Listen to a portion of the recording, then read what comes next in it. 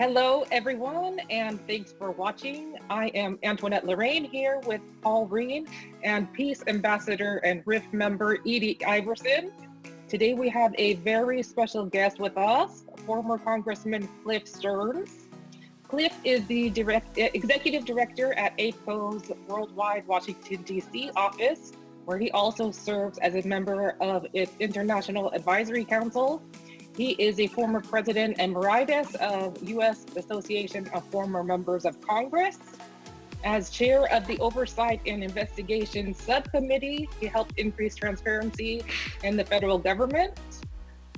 He also served as the Republican leader on the Communications, Technology, and Internet Subcommittee and was chairman of the Subcommittee on Commerce, Manufacturing, and Trade, where he enacted consumer privacy and data security legislation. Congressman Stearns was also a committee on energy and commerce and a member of the Veterans Affairs Committee, where he advocated for increased funding for the VA and improved long-term care for veterans. As chairman of the Transatlantic Dialogue for the European Union, he was appointed primary liaison between the House of U.S. Representatives and elected members of the European Parliament. Congressman Stearns is also the author of Life in the Marble Palace in Praise of Folly, published in 2017. We will add a link, a description in the link below, so you can click and get yourself a copy. Congressman Stearns has generously made himself available to Republicans in France just as we enter a critical stage in the election season. First off, thanks so much for joining us, Cliff. Can you tell us what is going on with the civil unrest in the country and how things are going as someone who's actually in DC and living in reality, the situation? Well, thank you very much for having me, and I appreciate Paul being on, as well as thank Edie Iverson for her bringing me into this presentation. And yes, we are in sort of a very dire situation in the United States. We have 43 states that now become hotspots after it appeared only in the New England area and the state of Washington. But now we have, particularly in my home state of Florida, they had 15,000 new cases in one day, which has topped any other state in the union. So it is a very difficult situation with the COVID-19. On top of that, you throw in the civil unrest that you mentioned and the cultural, shall we say, sort of rebellion about the, with Black Lives Matter and some of the tearing down of statues. And then you throw on top of that the economic situation with many small businesses unable to pay their mortgages or perhaps to pay their rent. So notwithstanding that the market has moved up, I think, in anticipation of a vaccine, we have a very serious situation in the United States. And I would say that the president, for all his positive aspect, somehow has not been able to convince Americans to do what they did in Singapore and what they've done in South Korea, is to not only lock down, but also wear masks, social distancing, and practice a extreme protectiveness of their personal privacy so that the virus does not spread. So it's been successful in Singapore. It seems to have been successful in France. We opened the schools here the last 2 weeks of school, the daycare centers, because we've entered our summer vacation period here. The daycare centers are open for infants and for elementary school age children. It seems like the U.S. had this individual, what the Europeans refer to as individualism, and don't really, have concern for the protection of others, a little bit maybe self-centered in the European vision of things. But you think that that's probably part of our individual history of individual freedoms? I think that's true. There is an aspect about a large, diverse country that feels strongly they not only their individual rights but their constitutional rights, and it's surprisingly enough, a lot of the people in some states don't want to wear masks, and they think it's invasion of privacy. They don't realize the lethal aspects of this virus, and that they should really join together in a way to help their neighbor by protecting themselves. Yeah, they're making the masks mandatory in all public spaces here in France next week. I know that in the U.S., certain stores have mandated them. Yeah, Walmart has started it. Starbucks and others have started it. And I think it should be mandated. I was in South Korea the first week in February, and that's when it just started, and they had one death and a few cases, but everybody was wearing masks. And when we went into any public building, they checked our temperature and they handed out gloves. So here, South Korea realized very early the seriousness of this virus, and they protected themselves, and it's paid off. Well, Congressman, what do you say to people who point out the fact that the mortality rate of COVID in the United States is amongst the lowest of all countries in the world? Not the lowest, as the media is lying and saying that's what Trump said, amongst the lowest. It's around 4% mortality rate, whereas France is actually above 50, over 15% in France. And so, and a lot of people say that that is due to the fact that we've tested 40 million people, where France has only tested a little over 2. So when you test so many people, you're going to have more cases, naturally, but our mortality rate is very, very low. Well, that's a good point, Paul. For example, I know some people who've told me that their mother had it for a week and she couldn't taste anything and she couldn't smell anything, but that was it. And I've heard other people say that they had it, but there were no symptoms. So by testing a large number of people, you get the case where a lot of people are not in a more mortal danger. And so the figures we see in the United States represents that. But I think the healthcare system in the United States is pretty fantastic, and that probably contributes to it. And I think the fact that we've tested so many people relative to the people who have died has increased that statistic in our favor. And what about the unrest? What do you think about all the people out protesting and not respecting social distancing? Not all of them wearing masks. Do you think that has contributed to the spikes? Well, that's for sure. And it's interesting, in the state of Washington, the mayor allows a protest and the autonomous city to develop, and then a lot of these people didn't have masks on, and yet at the same time she's keeping all the businesses closed. And across some of the states that are run by Democrat governors and Democrat mayors, you see the protests festering and contributing to the pandemic by a lot of these protesters not wearing masks. And I think for Republicans, it's a careful presentation, because the media, by and large, is going to criticize Republicans for whatever they say. But I think General Petraeus had an op-ed in the Atlantic magazine where he talked about bringing some of the Confederate names off of Army bases. I don't know if you saw his op-ed.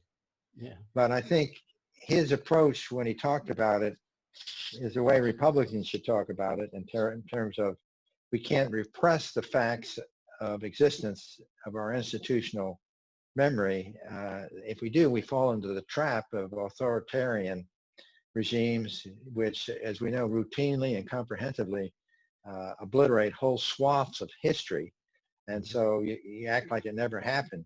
And I think what distinguishes democracies from these authoritarian regimes is that we're willing to talk about contentious issues. We're willing to vigorously inform and respect other people's opinion, but we don't move deliberately without following the rules of regulation and law.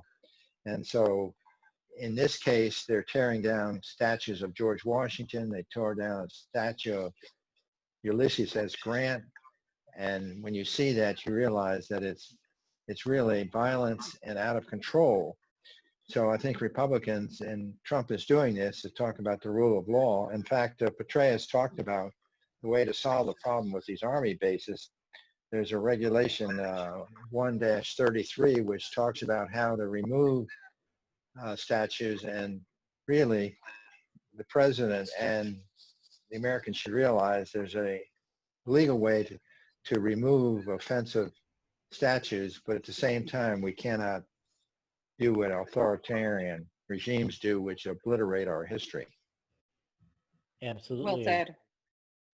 Well said. So I know that there's certain cities democratically run that are allowing the protests to continue without any social distancing or masks, but at the same time, they're forbidding places of worship from meeting and I guess peaceful sort of gatherings of more than 10 people. How does that make any sense? Well, I mean, it doesn't, but it doesn't make any sense. And when you try to talk to people about this, what they say is that the protest has such meaning that we need to culturally change the United States. And you cannot, I've tried to talk to some people on the left about this, and you can't, for example, recently in the state of Michigan, there was a gentleman who was a professor, and I have to, let me see if I can get this right here. Okay. Anyway, this professor was did a study, and he actually showed that obviously Black Lives Matter, but 13% of the population is Black, but 52% of the murders are committed by Blacks. Correct. And he tried to point this out, and he was fired from his research job at the Michigan State. Yep. And so that's the kind of thing you have to realize. For people that are economically situated well, they can speak out, but for the average person, if he loses his or her job, it's really very difficult for them to find another job under these circumstances. But to answer your question is, the president will point this out, I think, in his campaign, how important it is to wear masks, not only in peaceful demonstrations, but in generally just doing business. mm-hmm. Yeah, so civil unrest, as you point out, is not just Black Lives Matter violence, Antifa's violence, war on police, defunding police, but it's also a war on free speech. And we've seen the recent resignations of reporters at the New York Times, Barry Weiss, and now most recently Andrew Sullivan at the New York Magazine, all for just what you said, standing up and giving truth. But then because the truth, and they were speaking out against the censorship of conservatives on campuses, the ridiculous cancel culture that's going on in the United States, just saying that, and they were ashamed because they were going against the narrative of the ideological left at their New York Times and other magazines. What do you think Republicans can do to stand up and fight this madness that's going on? Well, I think Republicans have to stand up and speak the truth. In fact, they could quote from this research of this Michigan State University professor. He said in his study, the race of a police officer did not predict the race of the citizen shot. In other words, Black officers were just as likely to shoot Black citizens as white officers were. I mean, those are the facts. And I think Republicans have to stand up and use that information to try and educate the American public that this is not a case of police violence against blacks because they're racist. And in fact, Black Lives Matter never mentioned all the people that are getting killed in Chicago and all these large cities, and a lot of them are infants or young children, and yet the Black Lives never mentioned that. So I think we also got to point out what's happening in these Democratic-controlled cities where violence is out of control. And now in New York City, there's a huge increase in murders. And so you take that together with the Democratic governors and mayors letting people out of prison, and there's no more bail. It really is a frightfully difficult situation for the average citizen to comprehend. And I think Republicans have to take the time to point this out. And what, in your view, is the likelihood of actually defunding police departments? Is this going to be something that mostly democratically controlled cities will actually be adopting, or is this just part of their plan to instill panic and instill panic in people's? Well, I think the Democrats are being pushed by the left, and they want to defund the police and use community activists to handle a lot of these problems. But if you call 9/11 because your house is being broken into, you don't need a community activist to come out and try to talk to you from a psychological standpoint. I guess you just saw the National Association of Police Officers in the United States just endorsed President Trump, and that's because of his position against defunding the police. So I think it's really a wild-eye idea that Vice President Biden is going to have to defend, and that's not going to be easy because as the violence continues and we see the civil unrest, we want to be able to call 9/11 and get some support. So do you think this will hurt Biden's election chance? What's the likelihood that him adopting all of this insanity from the Democrat policymakers, how will that maybe influence the elections or maybe even work in favor of President Trump's reelection?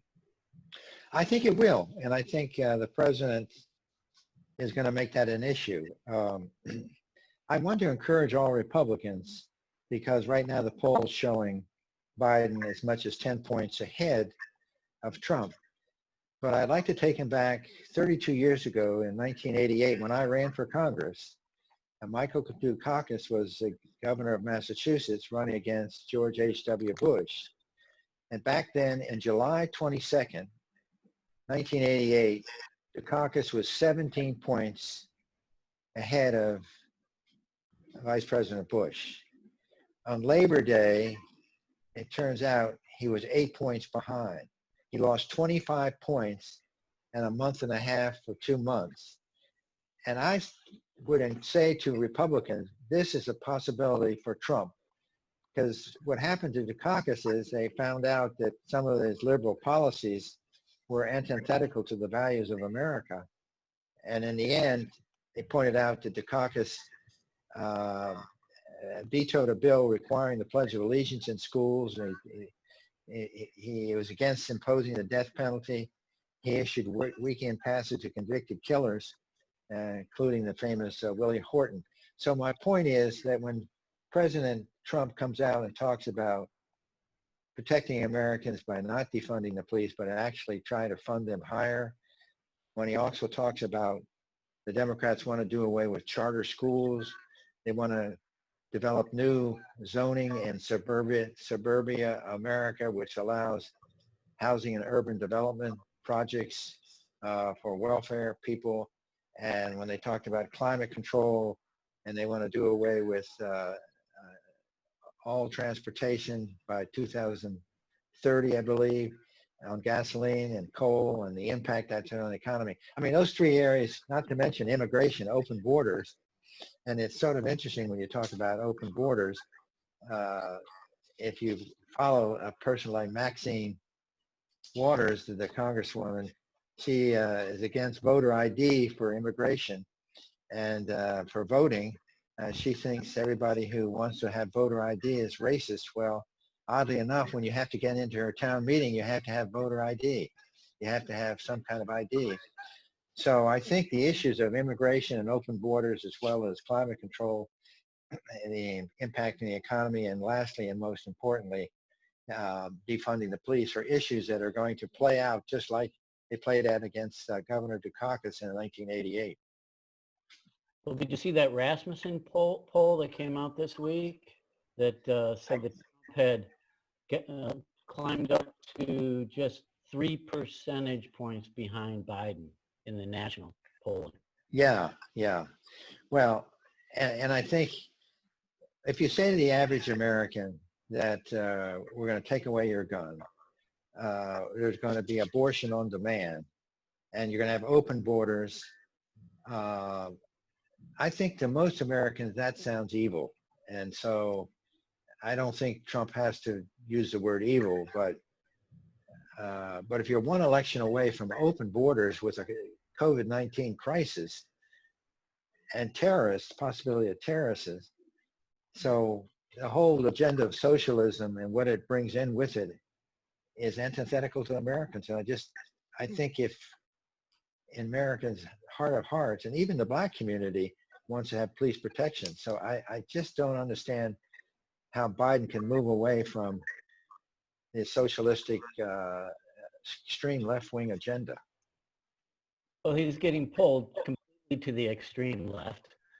He's in my opinion, just a parrot for the extreme left wing. He's AOC writes his talking points, and he gave that speech about the new Green Deal, expanding it and making the restrictions even more severe. And then he took not one question from the media afterwards. And I thought it was fantastic when you saw Trump's Rose Garden appearance, where he was I did. You know, the media is so left wing that it's very difficult for Americans to get the straight talk. You have to go to Tucker Carlson, or you have to go to Hannity, or you have to go to Fox News. But even that, the onslaught of the media, I mean, a good example is the media complained about him pardoning Roger Stone, right? And they made a huge deal of this. Well, the fact is that the president has given 36 pardons and commutations since he's president. Do you know how many commutations and pardons President Obama did? 1,927. Yep. You think of that, 1,927. And you have to look at the nature of those pardons. Then you go to Bill Clinton, President Clinton. He pardoned Susan McDougal, who was involved with Whitewater, Mark Rich, who gave him $450,000 for his library, and President Clinton's brother. I mean, he did drug dealers, and yet the press talked about Roger Stone like it was an egregious act of pardon. And at the same time, what about the almost 2,000 pardons from Obama? Never mentioned by the press. Never at all. It's so one-sided that those of us who live and breathe politics every day, we know all this. But, you know, it seems from being in France and looking back into how the U.S. is being covered, it seems that Trump is fighting back and he has little help around him. I know that a lot of websites, conservative websites like PragerU, who cited those stats you just mentioned, and Breitbart and Tucker Carlson.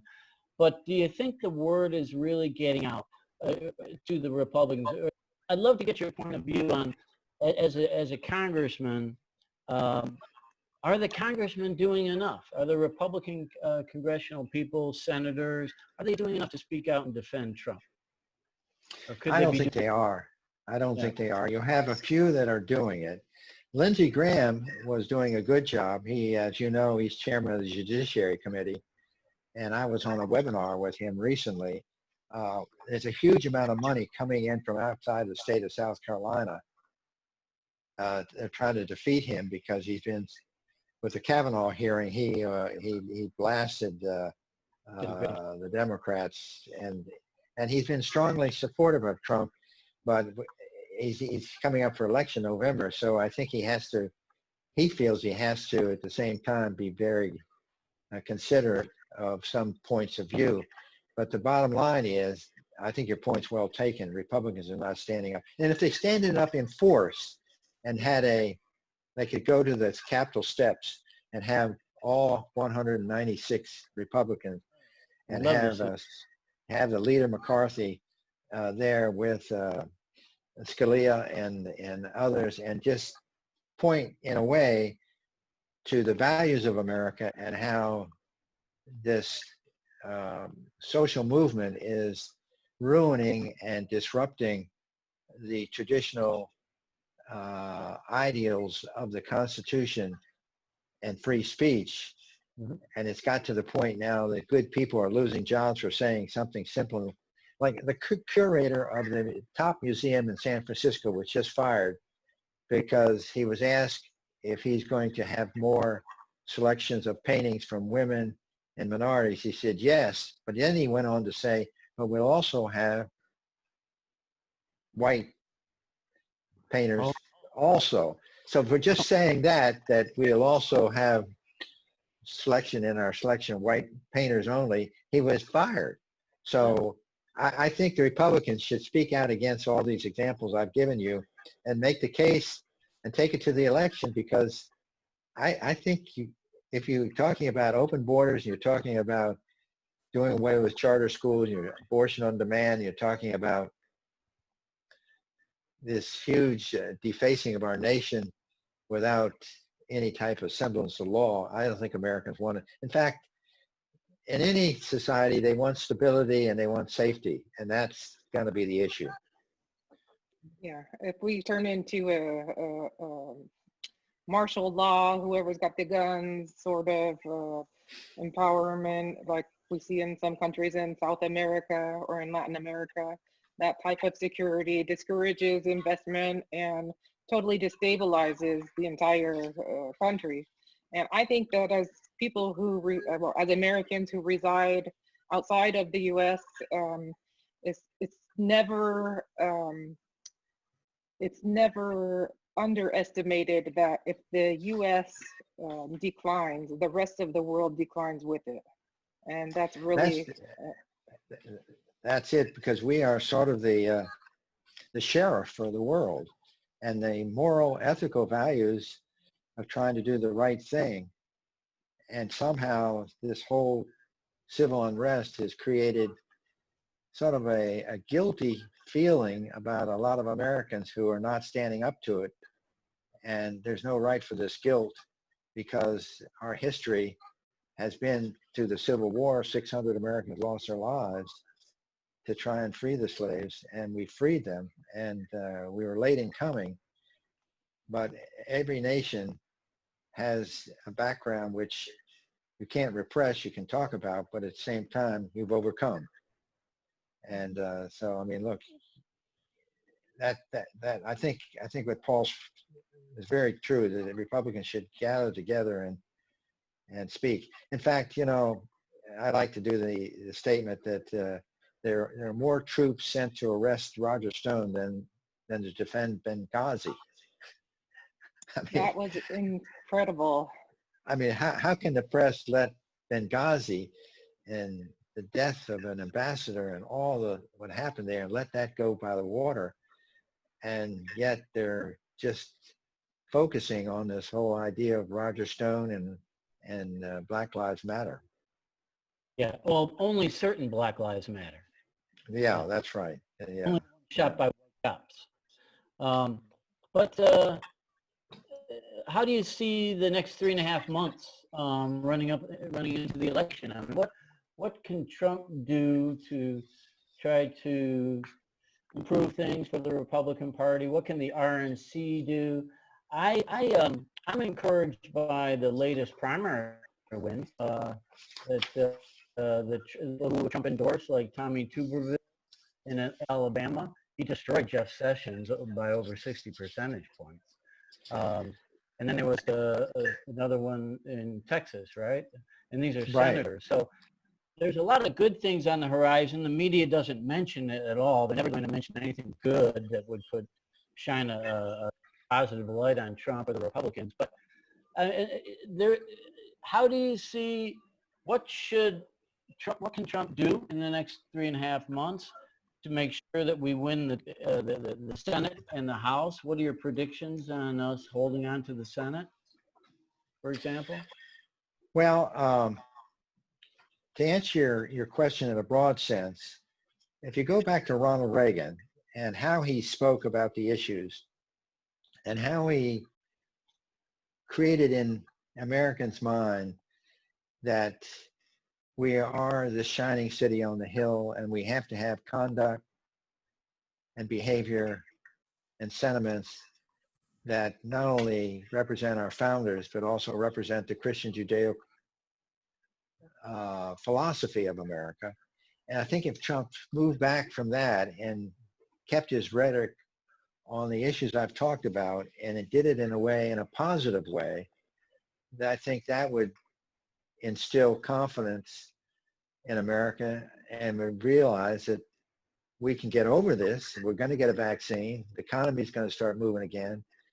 We're going to stop this civil unrest, and we're going to ultimately succeed in our leadership because we have the right form of government and the right Judeo-Christian values. So that's the vein that he should be talking in, and not get distracted by his tweets of criticizing individual people, because these individual people don't really matter. He's got to speak to the 330 million Americans on a positive note. Right. I 100% agree. He's got to be positive, think of the future, talk about how things will be better if he's elected. Really, what he did in 2015 and 2016. And get back to that. And if he also can talk about a lot of his accomplishments, it's not only increasing, I think, about almost 300 miles of border wall, but a lot of things he's done to help the economy and to help bring in gas from Canada on the pipelines. I mean, you just go through all his accomplishments, not to mention moving the American embassy from Tel Aviv to Jerusalem, which no president has ever had the guts to do. And he's going to stick up for Israel. I mean, I think there's so many accomplishments he's had, and he's just got mirrored down with this COVID-19, and he should step away from it and speak to the larger values of America. And it seems like he's punching back because it seems like there's nobody else punching back, so he does. Go ahead, Anthony. Well, that's his character as well. That's his personality. But to wrap things up, we're getting kind of short on time. I'm really curious, Congressman Stearns, to know how you feel the election will go, both presidential, House, and Senate. What is the likelihood that Trump will be reelected? Well, I'm a strong believer that he will be reelected for many of the reasons I mentioned. And I think there's a destiny in America that still needs to be fulfilled. And as you pointed out, that we are sort of the beacon of freedom. And I think in a larger sense, the Lord Almighty, if we recognize his laws and his precepts, and Trump will instill that in his speech, that Americans will recognize and he'll get reelected. With the Senate, the senator from Colorado, Gary Gardner, is in a tough race, and some others are. I think we'll take the Alabama seat now with the new coach of the Alabama football team. I think we'll still keep the Senate. I think it'll be narrow. And I think that hopefully we'll be in a situation where at least we remain to have the Senate majority, because that's where the Supreme Court comes from. And without the Senate majority, America would really be in tough shape. Debates? Well, I think you probably saw that some of the people on the left are saying Biden should not debate President Trump until he reveals his income taxes. He asked Nancy Pelosi if she'll present her income taxes so we can all see And she said, I'm not going to do it. So I think the president is probably doesn't have to worry about presenting his income tax till after the election. But I think the courts ultimately are going to force him into it. But I think the debates, if they occur, which I think they'll have to occur, I think the American people will expect them. I think Trump will do very well because, as many of you realize, that Biden, when he's off script, he looks a little bit like he's not following between his mouth and his mind. They're not connected. Definitely not. Yeah, we know they're going to do all they can to avoid debating, but as you say, I think the people are going to demand it. I think that it's going to be glorious to watch. I still believe in the positivity of America and the silent majority. I think that I know so many Republicans in the United States who are just, they say, why speak out at this point? Why speak out? You know, they get canceled, look at Goya, who gets boycotted, the Mexican, Hispanic, Latino-owned company being boycotted by the left, the intolerance. They'll go after anyone. So I believe that there's a tremendous amount of Republicans who are staying silent, but they're going to speak at the ballot box. I agree. And I think if anybody wants to look at this civil unrest, just go to the Black Lives Matter webpage and look at the 10 things they're advocating, and any one of them is antithetical to our values. And so that if Republicans will stand up, make these cases, and take the media onslaught, and enough of them do it, we can push back. Great. Thanks so much for joining us. Wow. Yeah, thank you, Edie, for joining us. Do you have anything you want to add to the end of the conversation? I just wanted to add, as I do agree with Congressman Stearns, I think that America does have a manifest destiny. And I believe that even Donald Trump has a manifest destiny. And I believe that America, especially living in France, which is literally a socialist country, very much undermined by communism, that if America doesn't stand up, and I would like to encourage a couple of things. Number one is that I used to work with the Washington Times, and Washington Times is one of the only conservative newspapers throughout the United States. You can get it online. So for any Republicans that want that kind of news, conservative news, I would encourage them to take a look at that online. And also, I do feel, though, one thing is that as Republicans, we have to, I believe in kind of the forgive, love, unite mentality. As an ambassador for peace, working around the world, I work with a lot of different religious leaders, a lot of different political leaders, and I believe we have to work together with them. We can't just deny that this is not happening. We have to recognize it. We have to ask for forgiveness for the mistakes of the past, and we have to work together with Democrats to make a solution so that the history will be more positive. And I think our president has to do that. I'd also just like to encourage our president, or encourage Cliff in some way. I think it's very important for our president to realize the importance of the relationship between Europe, in particular France, and America, and not to cut that off. I think many Europeans are very pained about that situation right now. And as someone who just came back from Normandy and saw the sacrifices of Americans to free this world, I think it's very critical that President Trump talk about the importance of working together with Europe. I think it's very, very important. Europeans that are looking down on him, and they don't really understand him because of the liberal media. So these are just a few suggestions I have, and I just wanted to thank Congressman Stearns for taking his time and giving us his wonderful insight, and all the Republicans that are on this phone call. Thank you, Edie. Well said. I agree. So once again, Congressman Stearns is the author of Life in the Marble Palace in Praise of Folly, published in 2017. You can get your copy on Amazon, and we will put the link below in the description.